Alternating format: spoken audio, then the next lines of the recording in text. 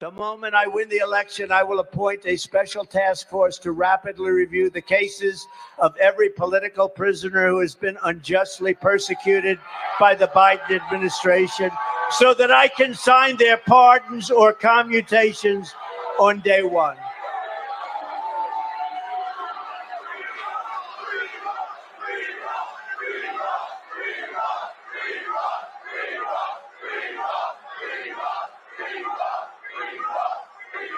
And I will ensure that libertarians are helping to lead that task force. You'll be on that task force, many of you. As everyone knows, it will be my great honor to pardon the peaceful January 6th protesters, or as I often call them, the hostages. They're hostages. There has never been a group of people treated so harshly or unfairly in our country's history. This abuse will be rectified, and it will be rectified very quickly. I'm proud that I have put forward a detailed plan.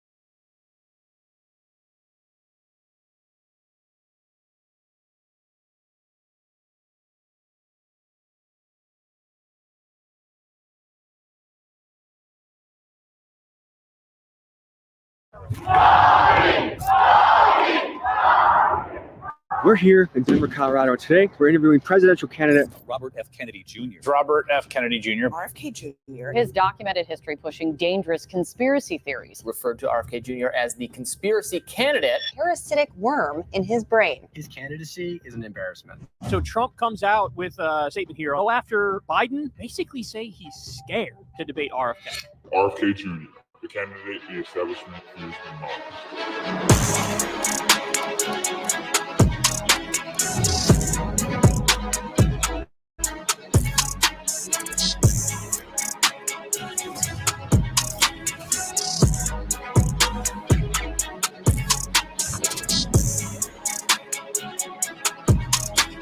Mr. Kennedy, thanks very much for joining me this morning.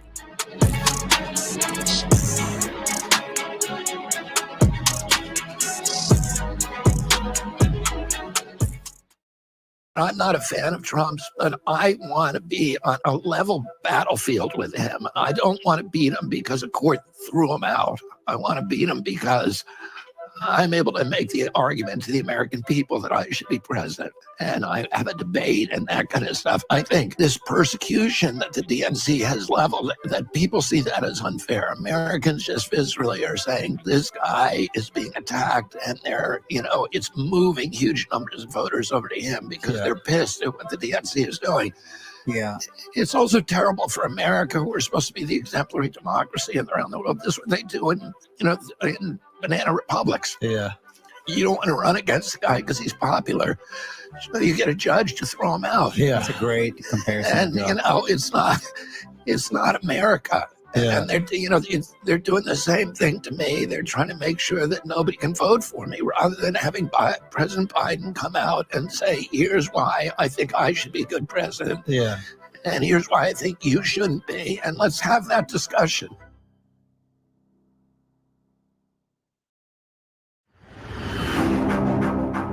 From big cities to small towns, Americans are dying of drug overdoses in record numbers. You've got drug dealers around the corner and on the next block all selling fentanyl. And now, because of fentanyl, 2 people are dying a day from drug overdose in this city. Some are doing drugs, some are selling them, some are buying, and it's just constant. 70% of people who are in jail in the United States, they either have a serious mental illness, a substance use disorder, or both. A person who's in active addiction is not their true self. He burglarized 10 homes. I was a heroin addict for 17 years, just a complete dirtbag. Drug offenses, burglaries, all the criminal stuff that goes along with being a drug addict. My son, broken arm, 3 shots of morphine on the way to the hospital, a prescription for Percocet. Within 6 months, it turned into full-blown heroin addiction. you're seeing people that are in their 20s now that look like they're 70 years old because they're using this drug that's just destroying them from the inside out. There's nothing civil or right about letting a man or a woman slowly die like that. This doorway right here is where I used to sleep most of the time when I was out here. These folks out here that you step over every day that are out on the street are human beings like you, and they have it within them to recover. Recovery is possible, and we need a whole myriad of options for people. I'm searching the country for the very best ideas and solutions to addiction and hopelessness. My son continued to struggle in and out of treatment. His first real success with sobriety was at a horse ranch in Washington, where he was connected to the outdoors, he was connected to nature. You've really changed your life. I always say to people everywhere, addicts are extraordinary people. He's got an expanding empire here that is really, truly extraordinary. The day they go out into the workforce, we have a job ready for them. My children are back in my life, and people count on me today. I was told that you were in recovery. Would you want to tell a little bit about your journey? I started doing heroin when I was 15 years old, or 14 years. The idea of someone who has walked the walk to help other people through their pain of addiction. Bobby, he can be our role model. There is hope for our nation to heal the scourge of addiction. We just have to make it a national priority. And when I'm in the White House, we will. Beautiful. This is beautiful. Amazing. Absolutely amazing. That's all I can say about that. And yeah, that is coming soon. That documentary is premiering June 15th. I hope everybody watches that. I will be watching it. It's sad. It's sad with the addiction in this country, and it's so awesome. Now, here we have in the 2024 presidential election, our two best choices are a recovering addict and a convicted felon. And this is not by accident. This is how God works. This is how God works. All by design. Kennedy and Trump right here. This is what it's all about in 2024. You have two amazing choices here. Or you can stick with the status quo. And if you think Trump is part of the status quo, I'd have to challenge you on that. But that's okay. That's one of the greatest things about living in the greatest country ever in the world, is that you can say whatever you want. You can do whatever you want. Freedom of speech matters. It does still matter for right now. The censorship is real. We see a lot of censorship. That is not going to change. It is only going to get worse. If you read the Bible, you understand exactly where we are, where this country is, where things are going, and where it's all headed. But even in those darkest corners, even in the darkest night, the light shines through. Goodness always wins. Jesus Christ always wins. And that's what this is all about. When you see these addicts, and that was a powerful 2-minute clip called, let me go back to that, Recovering America. This is such a powerful clip here that we all can relate to, whether we were an addict, are an addict, we know an addict. We all know somebody who was, somebody who has died from this stuff. Where does it come from? How did we get here? And these are the things that I hope that we will be talking about, that we will be focusing on. All right, so I'm gonna go ahead and play another little clip here. So keep going. I think that a lot of people who support President Trump, myself included, believe that he got rolled by his own state. Yeah, and that's why 2020 was a and disaster. we need But- somebody in there who will not get rolled by their bureaucrats. This is what my uncle, when my uncle was president during the Cuban Missile Crisis, Joint Chiefs of Staff, we're all meeting sometimes 24-hour a day on and off. This is the 13th most dangerous days in history. There are many times during that period that many of those people believe that they may wake up dead the next morning, as a nuclear exchange would wipe out the East Coast. The last day, my uncle took a vote, and he already knew what he was going to do, the embargo, and they voted 8-6 to invade. And my uncle said, the 6 is a habit. So what he was saying is, I'm listening to you. You're experts. I value your advice. but I'm going to make up my own mind about what's good, what's best for this country. And when it comes to unfortunately, deregulation, President Trump has shown that he doesn't have that capacity. Presidential candidate RFK Jr. joins me now. What do you think happened down there in Lower Manhattan today? I think, Jesse, that it is going to backfire. This conviction is going to backfire on the Democrats. I think every time that President Trump has been indicted, that his approval ratings actually increase, his popularity increases. I think there's a large number of Americans who are going to see this as the politicization of and the weaponization of the enforcement agencies. And I think it's going to hurt. It's bad for our democracy. I think the Democrats feel like they have the DNC feels like it has a candidate that cannot win fair and square in the polls. And so they have to win in the courts. They have to win by clearing the deck and getting their other opponents out of the race. I'm not a fan of President Trump's, but I want to win. I want to beat him in a campaign on a level playing field. I want to talk about his issues, about locking down the economy, shutting down 3.3 million businesses, about running up a $34 trillion debt, about engaging us in forever wars and doing favors for Wall Street. I don't want to beat him in a courtroom. I think it's not good for our country.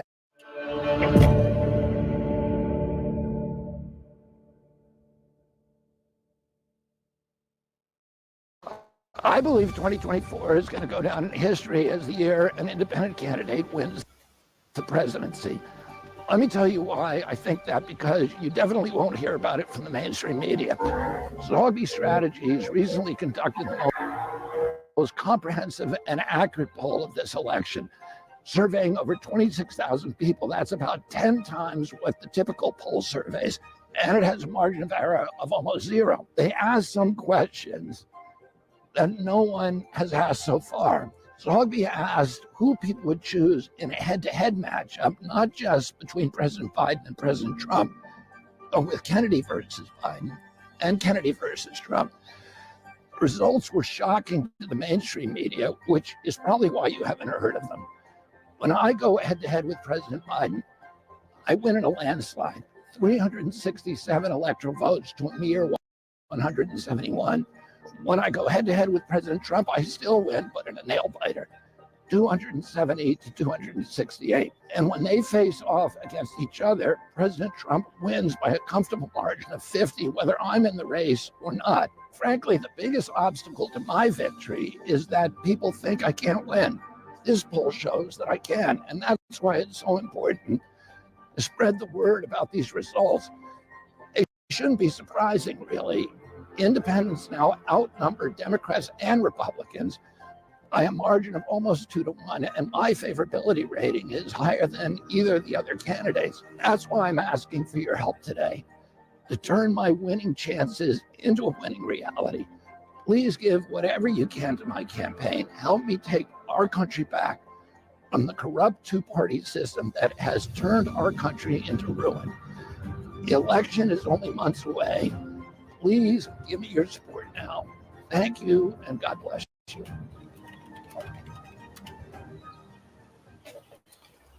All right, another great video, and I'm going to switch off to talk a little about Kennedy and what he is doing here and how he is suing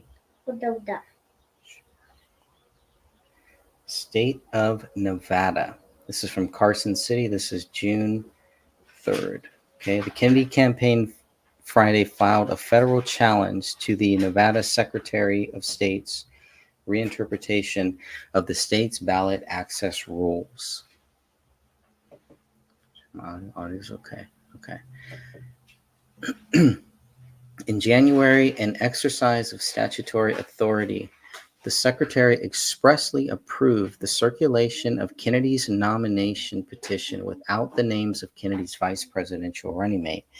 After RFK Jr. collected all the signatures necessary to secure ballot access in Nevada, The secretary announced in March that his office was wrong, and petitions circulated without the name of a vice presidential candidate were invalid.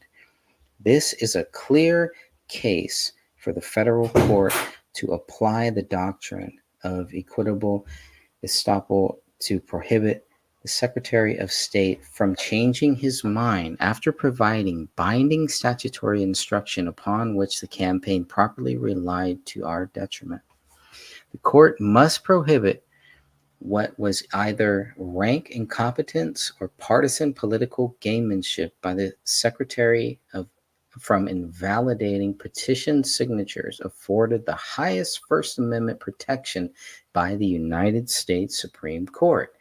The campaign's aggressive ballot access operation will ensure the Kennedy Shanahan ticket is on the ballot in all 50 states and the District of Columbia. And again, what about the islands? Guam, Fiji, or what about, anyways, we can talk about that later. The ballot access operation is fully funded with more than 15 million raised.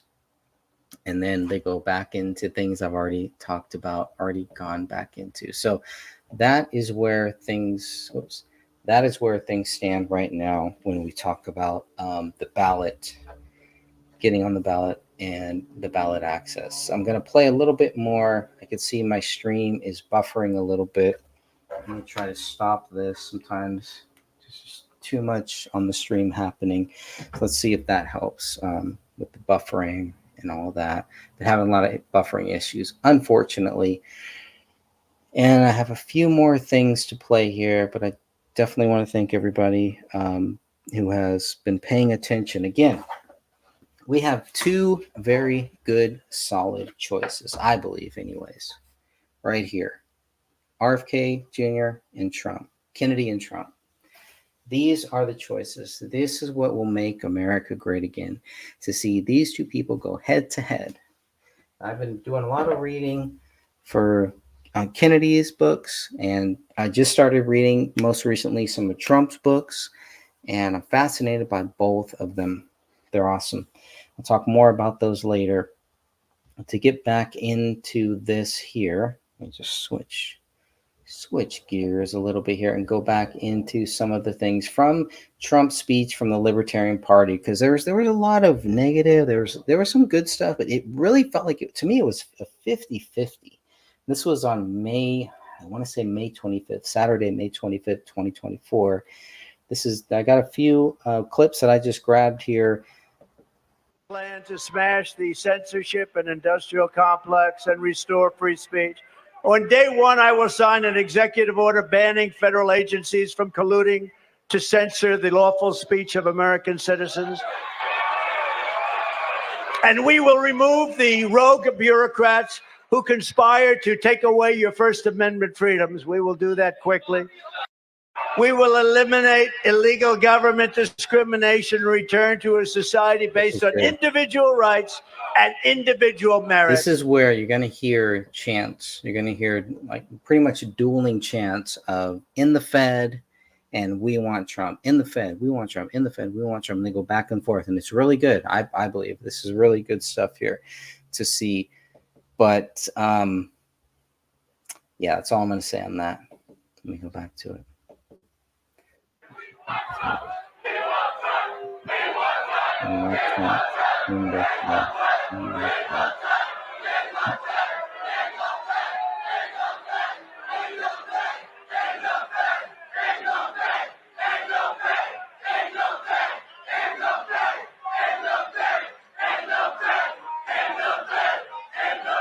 Thank you.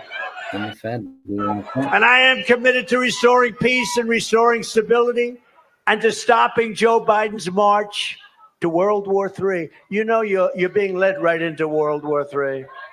You know that.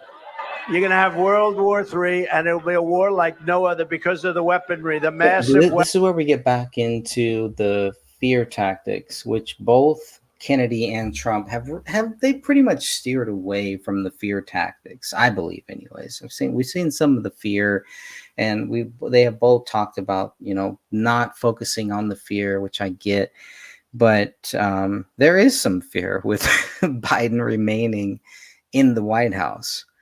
illegally wherever he is. Biden's staying there. There is some fear there, and so they have to address it. They don't want to focus on that. They don't want to act like that's the end of the world, but that's what Trump does. Like 2024 is our final battle, and that's it. And if Trump doesn't win, then that's it. The world, and it kind of leaves us there, which is not true.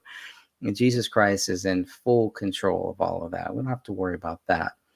But the best choice, and opening up those floodgates and really getting people to second guess their views on politics and stop thinking about voting as politics.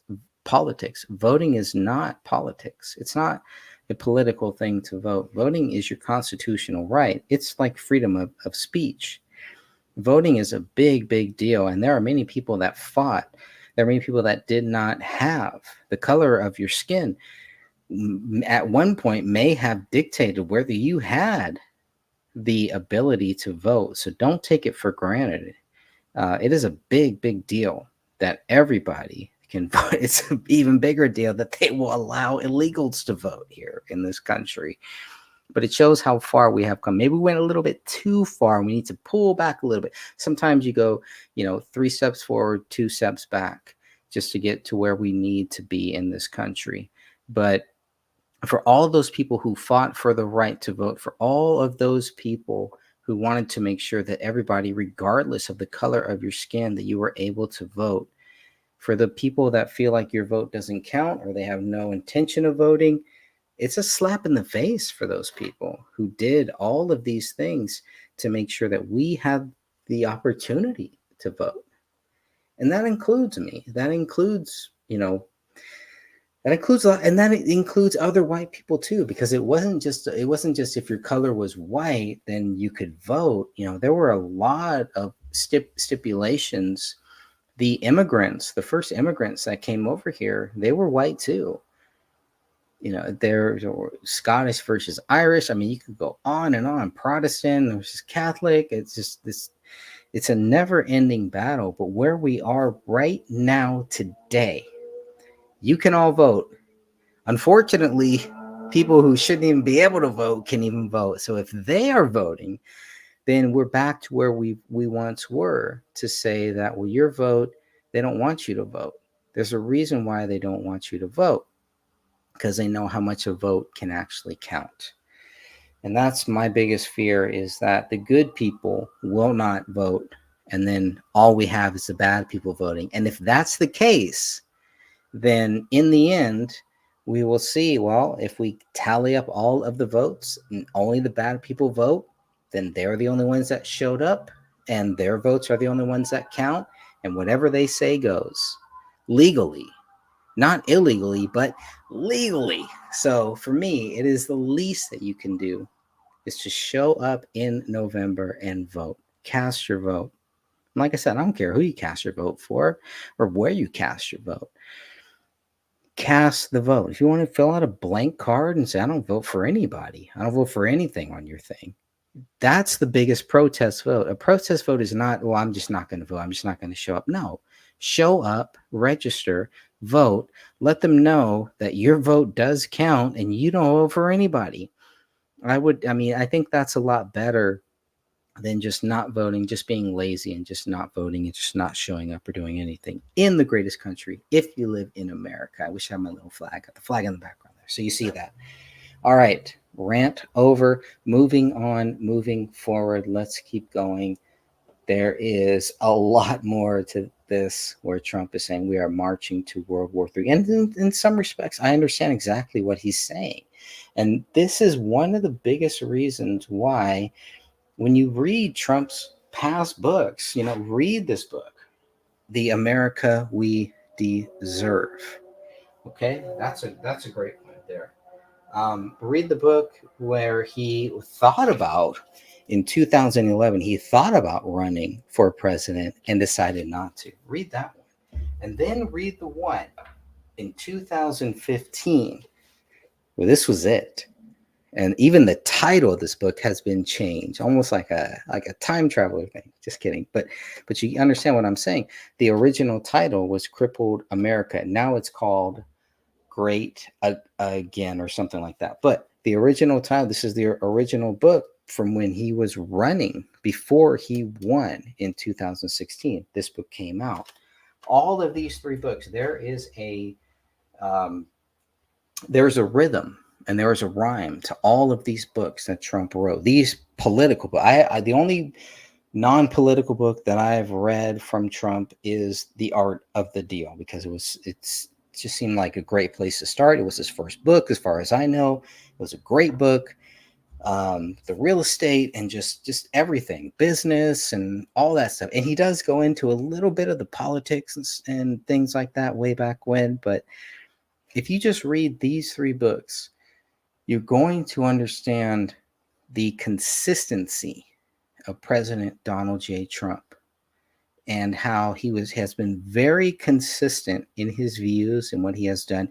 Even in some of these books, he's saying he was a Republican. Even in these books, he's saying he believed in Jesus Christ, that he was a Christian. So he has always identified as a Christian. As far as I can tell in these books, he is identified as a Republican, never identified as a Democrat. But that was the big thing. Well, he was a Democrat. He's a Democrat. He used to be a Democrat. I don't see any evidence of that. I see, where that makes sense to me. But and maybe there's quotes of him saying that, but there's definitely quotes in these books of him saying that he is a Republican. So he runs as a Republican and he wins. He almost ran against Barack Obama as a Republican, and who knows what that would have entailed there instead of Mitt Romney, right? And or was it John McCain, whoever the hell it was. Finally, we get to this point where we have a real candidate running, a real person running. As a Republican, I mean, I don't know. To me, at that point, it did not matter. If he was running as a Republican or as a Democrat back then, wouldn't have made a difference to me. I would have paid attention to him. I never have seen one episode of The Apprentice, but this was a guy that I remember from WrestleMania 4, from WrestleMania 5. He's a guy that you're going to see on UFC all day long. He's a guy who knows about boxing. He knows about Mike Tyson. I mean, this is a very sports-generated guy. It's just so much there. So there's so many reasons why I like Trump and Kennedy, and so many reasons why I am really enjoying writing this book. And World War III, I believe many of us understand they've been trying to push World War III for a long, long time. And here is President Trump talking about this just about a week ago. Weaponry. It will be a war like no other. We will stop it. And I'm the only one that's going to be able to stop it. I will protect American sovereignty from the creeping hands of global government. And as we speak, Joe Biden's minions are in Geneva, secretly negotiating to surrender more of our liberty to the World Health Organization. Drafts of the agreement show that they want to subjugate America to foreign nations, attack free speech, empower the World Health Organization to redistribute American resources. They're going to take our money and send it all over the world to other countries that we need for our own citizens in the event of a pandemic. And it can happen again. I am hereby demanding that Joe Biden submit these monstrosities to the Senate as treaties. They have to be submitted as treaties because he cannot be allowed to do that, destroy our country. He is. If he does not, I will rip them up and throw them out on day one of the Trump administration. Good stuff. On education, we will cut federal funding for any school pushing Marxist and communist race and gender theories on our children. We will keep men out of women's sports. And I will not give 1 penny to any school that has a vaccine mandate or a mask mandate. We will shut down our out-of-control federal Department of Education and give it back to the states and local governments. I will return power to the states, local governments, and to the American people. I am a believer in the 10th Amendment. I will always defend religious liberty and the right to keep and bear arms. And I will secure our elections. So in conclusion, to every freedom lover here today, and there are a lot of them, and all across our land, I say, this is no ordinary election. Freedom itself is at stake. This will be the most important election in the history of our country. So if you want to strike a blow against the corrupt system in Washington, if you want to send a message to all of the people who want to take away your liberty, then right now in this election, we need your help. We need your support. When I'm in the White House, you will always find an open door to the Oval Office. Together, we are taking on some of the most menacing forces and vicious opponents our people have ever seen. But no matter how hateful or corrupt the communists and criminals we're fighting are, and they are vicious and they are corrupt, you must never forget, this nation does not belong to them. This nation belongs to you, belongs to you. This is your home, this is your heritage, and our American liberty is your God-given right. 2024 is our final battle. With your help, we will demolish the deep state. We will expel the warmongers from our government. We will drive out the globalists. We will cast out the communists, Marxists, and fascists. We will throw off the sick political class that hates our country. And we will drain the swamp, and we will restore and rescue our country from these tyrants and villains once and for all. Ladies and gentlemen, the great liberation of America begins on November 5th, 2024. It will be the most important day in the history of our country, and the forgotten man and woman will be forgotten no longer. I want to thank you. I want your support. And again, you can either nominate us and put us in the position or give us your votes. I would say nominate or give us your votes, but we want libertarian votes because you stand for what we stand for, and don't waste a vote. And don't allow the worst president in the history of our country to come back and do the final destruction of America. Thank you very much, everybody. God bless you. God bless you. A great libertarian who may very well be in the room right now, I believe, but he's a great libertarian, D. Roy Murdoch, who I've become friends with through his writings in the American Spectator and numerous other places, wrote an article yesterday in which he mentions just some of the things that make me a libertarian without even trying to be one. That's nice. D. Roy wrote, Donald J. Trump will address the Libertarian Party at its national convention on Saturday. The Libertarian Party should nominate Trump for President of the United States. Whoa. That's nice. That's nice. Only if you want to win. Only if you want to win. Maybe you don't want to win. Maybe you don't want to win. Thank you, D. Roy. Thank you. No, only do that if you want to win. If you want to lose, don't do that. Keep getting your 3% every 4 years. The reasons for doing so, policy and politics, are as solid as the Hope Diamond. D. Roy says this. This event Notice that. Notice what Trump says there. Only if you want to win.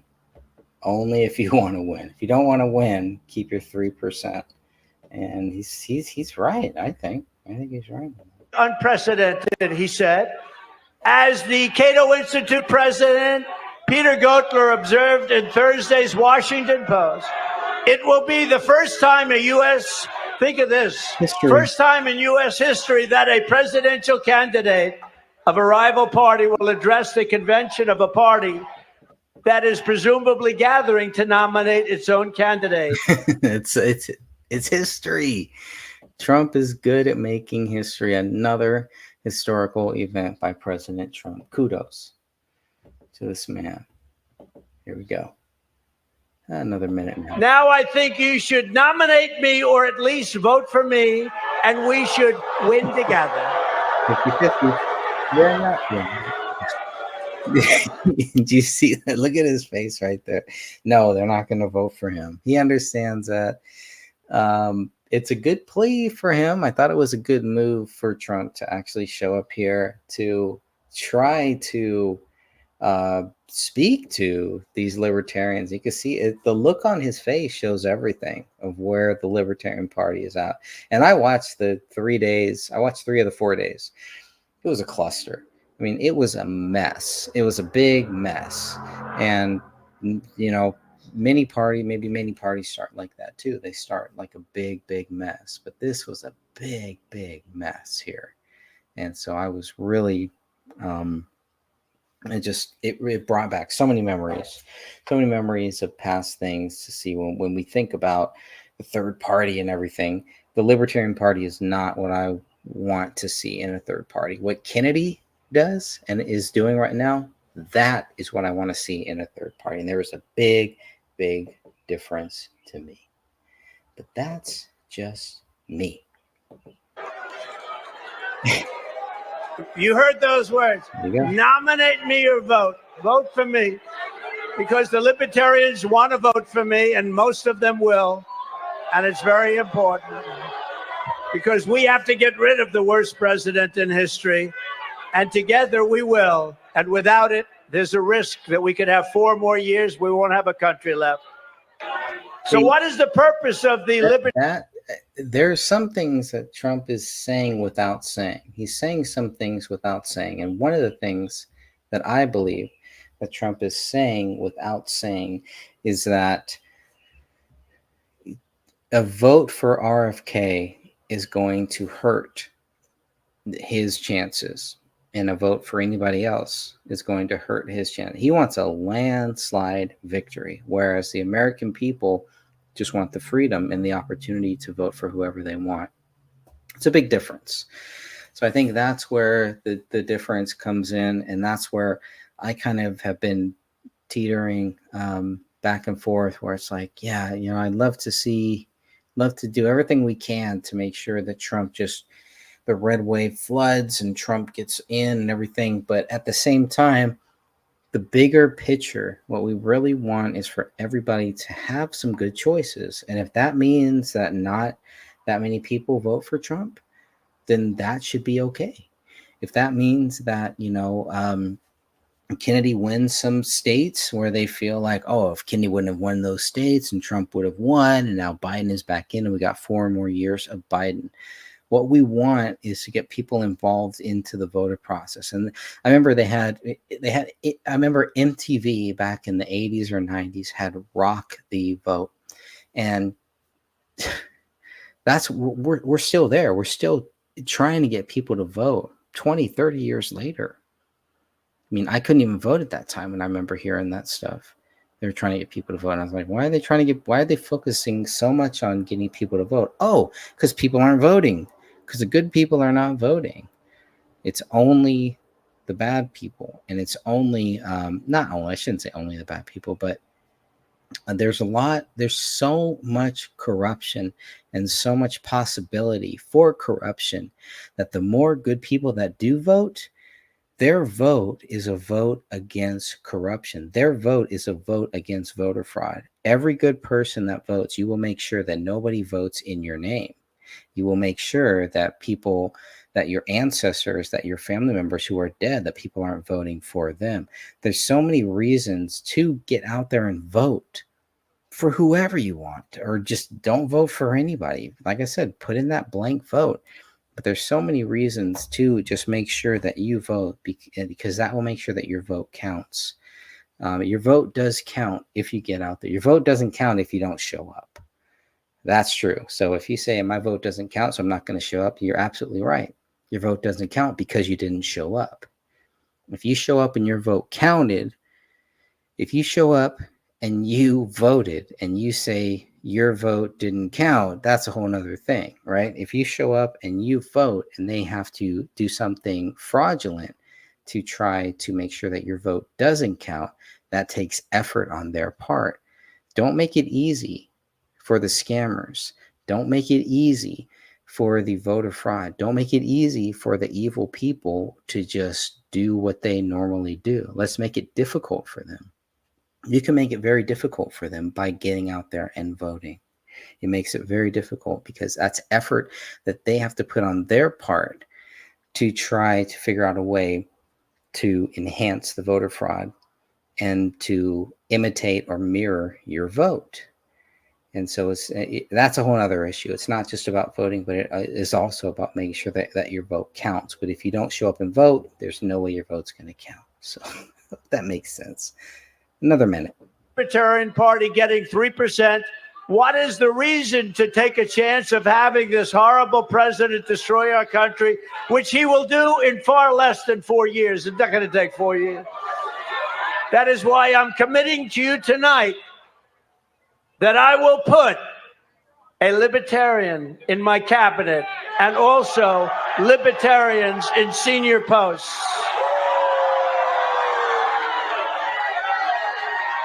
Pretty good. That's pretty big. Or you can keep going the way you have for the last long decades and get you 3% and meet again, get another 3%. No, you want to make yourself winners. It's time to be winners. You have a lot of common sense. It's time to be winners. So I'm asking for the liberation. Well, think of it. I'm asking for the Libertarian Party's endorsement, or at least lots of your votes, lots and lots of Libertarian votes, based on my 4-year, very outstanding presidential record.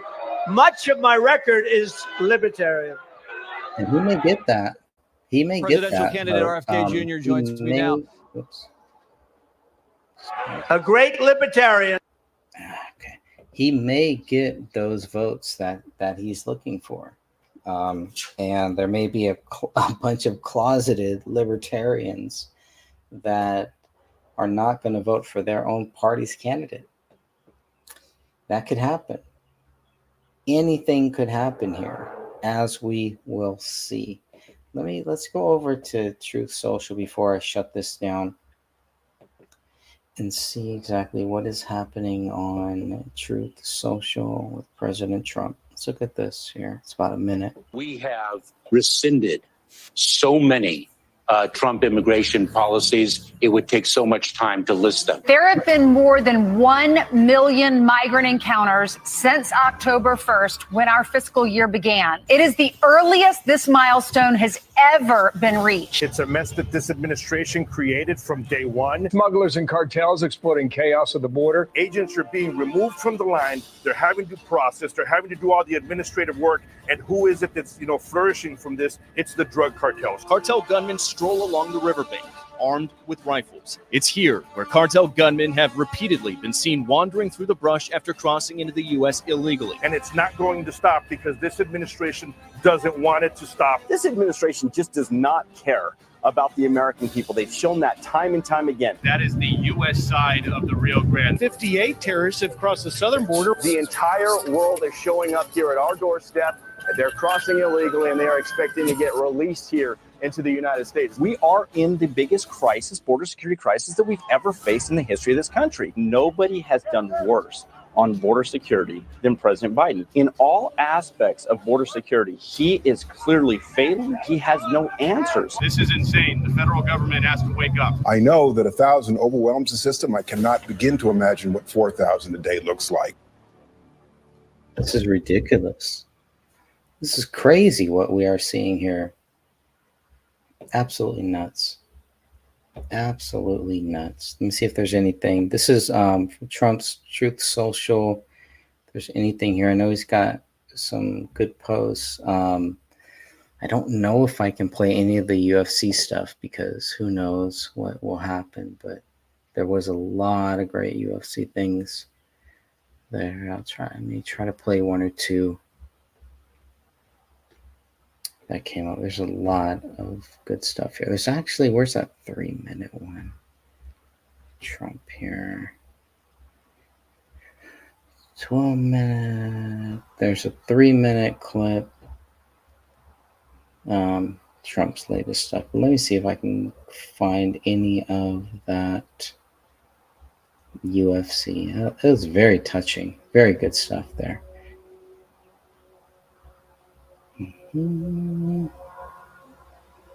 Trump's just posting away. All I'm doing is going through Trump's posts. This is just, and I don't know what YouTube likes, what they don't like. So they will tell us. They will definitely let us know what they like and what they don't like. Let's see if they like this one.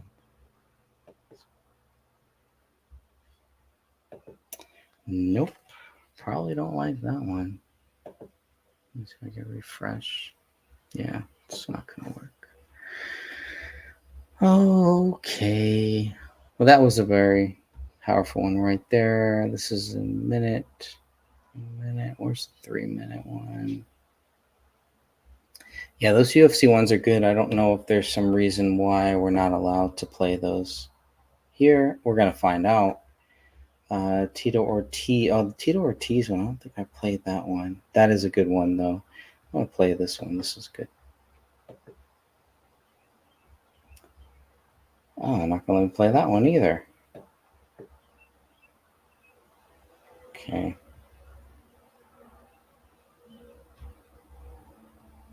That's too bad. That's how it is. How about this week one? after Trump Oh, that was one. convicted on all 34 bogus felony counts in New York's kangaroo. Too bad I can't play the Tito Ortiz one. I think that was a good one. Let me try to go and find that one elsewhere. If it's on the Fox News channel, they're usually pretty cool about that. So let me see if I can find something to play while I go look for that. They're making everybody dizzy here. I'm having no luck here on Truth Social. I'm not sure what's going on. All right, then. There's always a backup plan.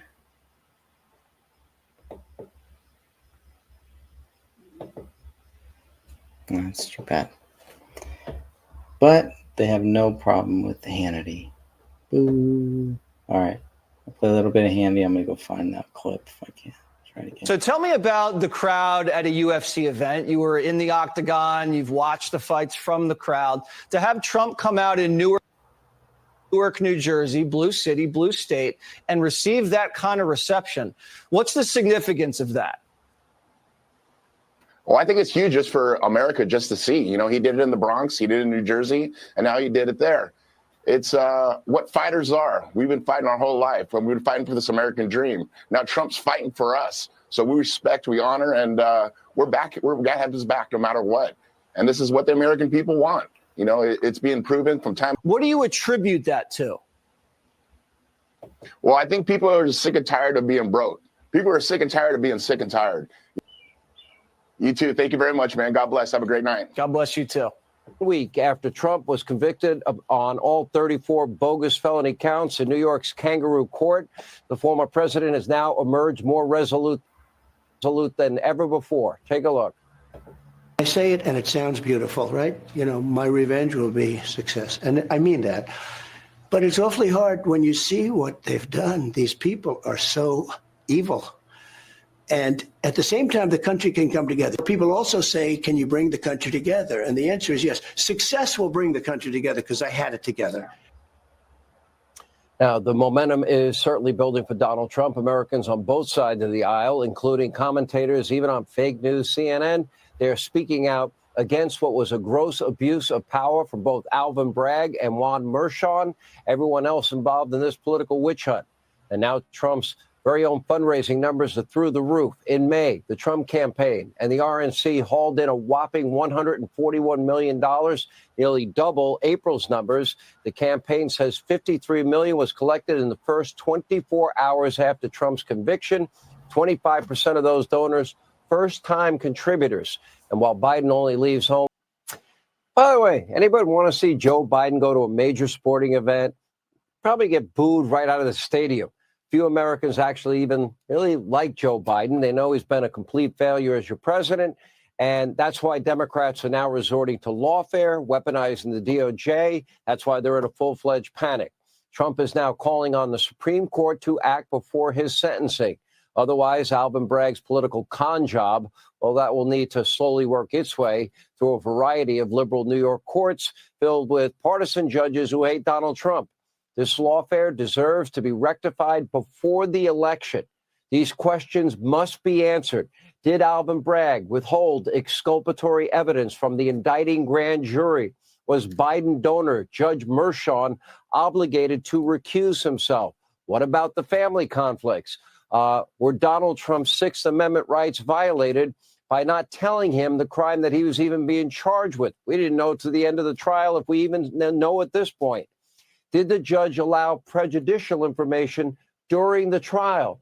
Did New York even have jurisdiction on a federal election law? Did the judge violate not one but two Supreme Court decisions, the latest in 2020, Ramos versus Louisiana, in his jury instructions that very clearly mandated unanimity of the jury on all issues? You can't have 4, 4, and 4, as we have described.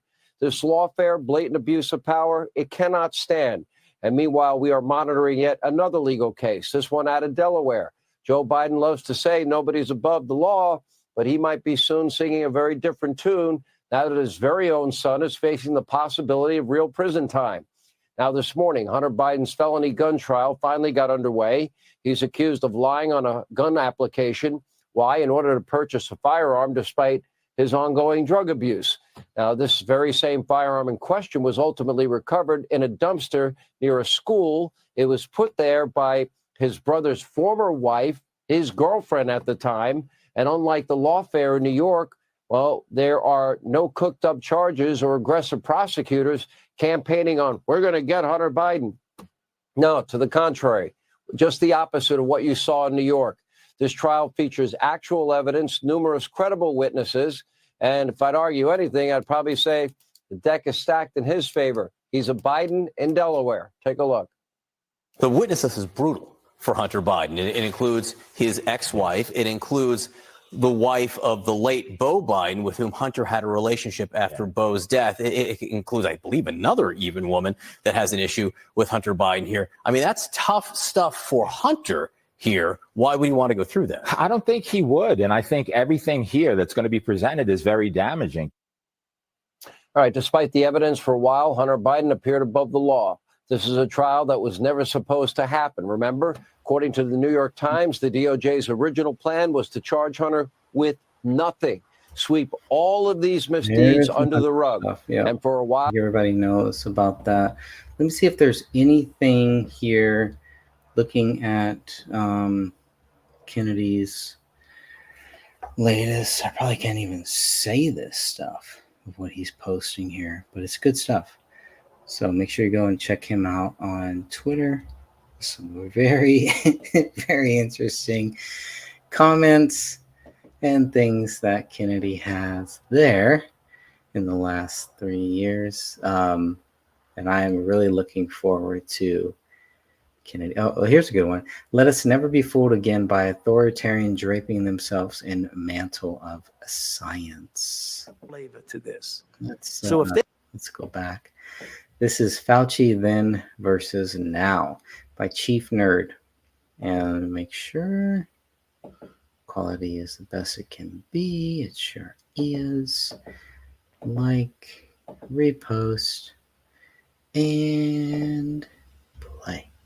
I mean, anybody who's looking at this carefully realizes that there's a distinct anti-science flavor to this. So if they get up and criticize science, nobody's going to know what they're talking about. But if they get up and really aim their bullets at Tony Fauci, well, people could recognize there's a person there. So it's easy to criticize, but they're really criticizing science. because I represent science. Dr. Anthony Fauci now admitting social distancing wasn't based on science. No. Fauci telling a House committee this week the idea standing 6 feet apart, quote, just sort of appeared. The shocking admission comes nearly 4 years after statements like this. Every aspect of that ending the COVID outbreak in 30 days has some aspect of it of physical separation, whether that's avoiding crowds, whether that's staying 6 feet away from people, whether that's doing teleworking. All of it does that. That's our most important tool. Just is so upsetting because we went through so much during that period. And it seems like every time we learned something new from Dr. Fauci, it was all made up. I mean, didn't even have direction. There was no science there.